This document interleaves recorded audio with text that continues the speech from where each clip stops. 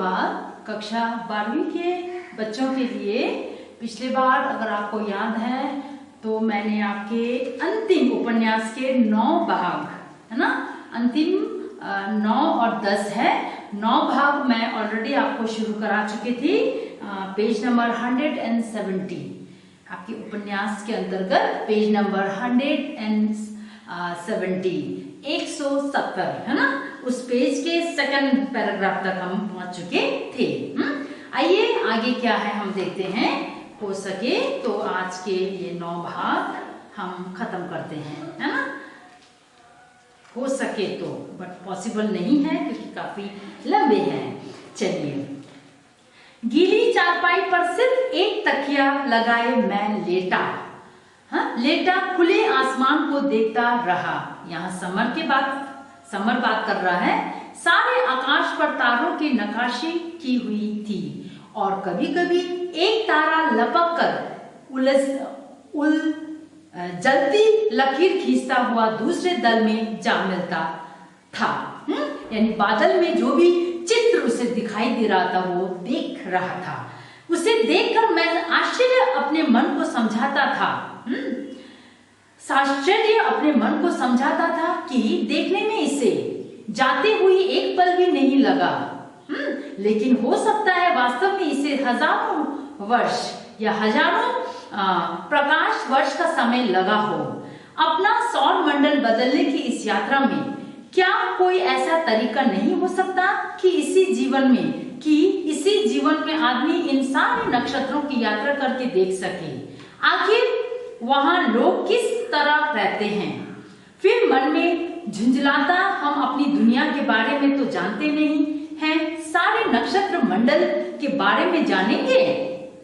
उस दिन शिरीष भाई कहते थे, दुनिया के ज्ञान विज्ञान को आगे बढ़ाने या उसमें कुछ नया करने की बात तो दूर, जो कुछ दूसरों ने कर दिया है हम उसके बारे में ही अभी नहीं जानते, है ना। और यही सब सोचते सोचते मेरी आंख लग गई, सो गया। अवचेतन मन में नीचे के बर्तन खनकने की आवाज तथा बातचीत से मैं अंदाजा लगाता रहा कि कौन आया कौन गया या घर का कितना काम हो गया। छत के कोने से भाभी और बच्ची की आपस में कुछ बातें करने की भनक भी आती थी। दूर कहीं बजते सिनेमा के गीतों की लकीर भी कभी कभी सुनाई दे जाती थी। जब हम लोग अलग मकान लेकर रहेंगे तो उसकी छत पर किस तरह सोया करेंगे, लेकिन वहां तो लॉन होगा, क्या सोचने लगे। प्रभा ने कोनी से जरा सा ठोका लगाकर धीरे से कब उसका हाथ मेरी पिंडलियों पर आ गया मुझे पता ही नहीं चला। उसकी आवाज से चौंक कर फिर से लौट आया। मैं उस सपनों की दुनिया से मैं फिर से अपनी स्थिति में आया। जमाई देकर पूछा, तुमने खाना वाना खा लिया? खा ही लिया होगा, तुम्हें क्या है? उसने शिकायत के लहजे में कहा। स्वर की असहाय शिकायत और अपनेपन से पिघलकर मैंने कहा, नहीं प्रभा, ऐसा क्यों सोचती हो? यहाँ की मजबूरियां तुम भी जानती हो, मैं भी जानता हूँ। मैं तो चाहता हूँ कि हम लोग हमेशा साथ ही खाना खाया करें। प्रोफेसर होने के बाद जब हमें अलग से मकान मिल जाएगा तो देखना, तुम्हें कभी कोई शिकायत करने का मौका नहीं दूंगा। अब वहां हर बार आकर यह भी तो नहीं पूछ सकता कि तुमने खाना खा लिया या नहीं। कल को इसी बात पर हंगामा और मच जाएगा। प्रभा खिलखिलाकर हंस पड़ी। अरे मैं तो यूं ही मजाक कर रही थी, मैंने तो आज आपसे अच्छा खाना खाया। खैर, पूरी खीर पूरी हलवा, आप लोगों को आज जो थोड़ा थोड़ा मिला था वह क्या आप समझते हैं आपके लिए ही बना था। उसकी खिलखिलाहट रात के सन्नाटे में मुझे बड़ी भली लगी, जैसे छोटी छोटी चांदी की घंटियों की झलवार हवा के झोंके से झनझनाती दूर तक चली गई हो। साथ ही शायद दोनों को उस दिन की बाबूजी की दहाड़ का भी ख्याल हो आया और उसकी हंसी बीच में ही टूट गई। किसी समय आपस में दोनों ऐसे ही बात कर रहे थे तो बाबूजी ने उन्हें डांटा था, वही बात समझ के फिर से वो चुप हो गए। फिर उनकी जो है आवाज धीमे कर ली।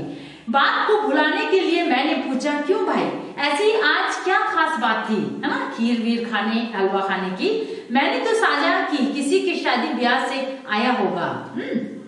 तभी ध्यान गया, धीरे धीरे मेरी पिंडलियों को सहलाती हुई प्रभा सचमुच पांव ही दबाने लगी थी। उसके यानी समर के। उसका हाथ रोककर पूछा, आज आखिर तुम्हें यह हो क्या रहा है? मैंने कह दिया ना, मुझे अच्छा नहीं लगता। पाँव तो मुझे तुम्हारे दबाने चाहिए, क्योंकि मुझसे ज्यादा तो घर की काम काज में तुम ज्यादा थकती हो। हाँ, दिन भर बैल की तरह जूझती रहती हो। फिर एकदम बात पलट कर कहा, हाँ तो आज किस खुशी में यह सब हुआ था? मिठाई, बड़े बड़े पकवान बनने का क्या खुश खबर था? मामा जी कहीं बात पक्की कर आए क्या अमर के लिए? नहीं, यह बात नहीं जी, समझदारी से प्रभा बोली। आज हम लोगों ने व्रत रखा था। मैं, भाभी और पड़ोस के अवस्थी जी के बीवी ने। अच्छा, तभी आज इतनी पति सेवा जूझ रही है। मैं परिहास से बोला, किस सिलसिले में देवी, किस सिलसिले में व्रत रखी? अरे किसी सिलसिले में रखा हो आपसे मतलब? ये सब औरतों के मामले हैं। मैं बुरा ना मान जाऊं, इसीलिए समझा कर बोली। तुम खूब पढ़ो, अच्छी सी नौकरी करो, उसके लिए मुझे भी तो कुछ करना चाहिए ना। उसके हाथ पांव दबाने का काम करते रहे। मुझे भी अब कुछ कुछ सुख मिलने लगा था, इसीलिए हटाने की ज्यादा जिद नहीं की। सिर के नीचे मुड़ी कूहनी लगाकर प्रभा की ओर करवट बदलते हुए कहा, पहले ही तुम कौन से कम काम कर रही हो प्रभा, जो यह व्रत पूजा पाठ और शुरू कर दिए तुम ऊपर से। कभी कभी अपनी तंदुरुस्ती की ओर से और भी तुम देख लिया करो। इस सब से बीमार पड़ गई तो मेरे दवा का इंतजाम भी नहीं हो पाएगा। प्रभा ने सिर झटक दिया। अरे तो व्रतों से भी कोई बीमार होता है, बीमार पड़ता होगा, इससे तो और भी तबीयत ठीक हो जाती है। तुम्हें कुछ पता भी है उपवास करने के कितने फायदे हैं? कुछ खाई रुखाई से मैंने कहा होंगे, मेरा इन सब से विश्वास नहीं है और मुझे सुनकर भी अच्छा नहीं लगता। अपनी इस रुखाई से खुद ही चौंक कर मैंने बात संभाली। व्रत के लिए चाहिए खाना पीना, फल दूध मेवे मखाने, तब उसके फायदे भी होता है। दिन भर पानी की सूरत भी ना देखो, यह व्रत हुई या सजा हुई? प्रभा ने टालने के लिए कहा, तो रोज रोज कौन व्रत करता है? कभी साल 6 महीने में एक आध बार हो गया। बात 7-6 महीने की नहीं, मैंने कहा। मेरा तो इन सब ढकोलों में है ना, जो अंधविश्वास, क्योंकि शिरीष बाबूजी के करीब आने के कारण जो समर है, इन सारे अंधविश्वासों पे वो विश्वास करना छोड़ चुके थे। ये सब उन्हें दिखावा ढोंग लगते हैं, है ना। इनमें कोई इन जो आडंबर में विश्वास करने से कोई फायदा नहीं है, उनका कहना, समर का, है ना। सो वो अपनी पत्नी से भी यही कहता है। बात इन सारी चीजों में विश्वास किया करता, मंदिर जाया करता था, व्रत रखता और माना करता था, लेकिन अब इन सब बातों पर कतई विश्वास नहीं रह गया। और मन में सोचा कि शायद शिरीष और दिवाकर के संपर्क में आने के कारण, है ना, मेरे जो है आज जो भी मेरा बदला हुआ रूप है, शिरीष और दिवाकर मेरे मित्र, और शिरीष जो दिवाकर के चचेरे भाई, उनके करीब आने से शायद मैं बदला। अपने आप को उसने मन से बात की। प्रभा का गला भर आया। विश्वास तो मेरा भी नहीं है, लेकिन एक घर में रहने पर बिना इच्छा के भी बहुत कुछ करना पड़ता है।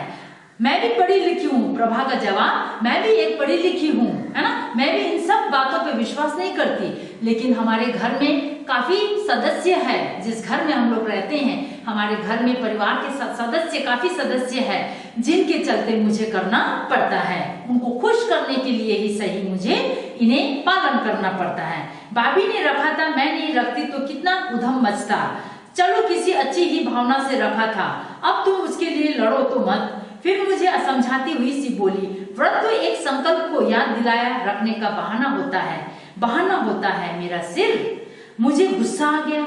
एक तो वह काम किया जो मुझे पसंद नहीं, समर कहता, और फिर मुझे चला रही है, मुझ पे रौब जमा रही है। मैंने कह दिया कि मेरा इन सब बातों में विश्वास नहीं।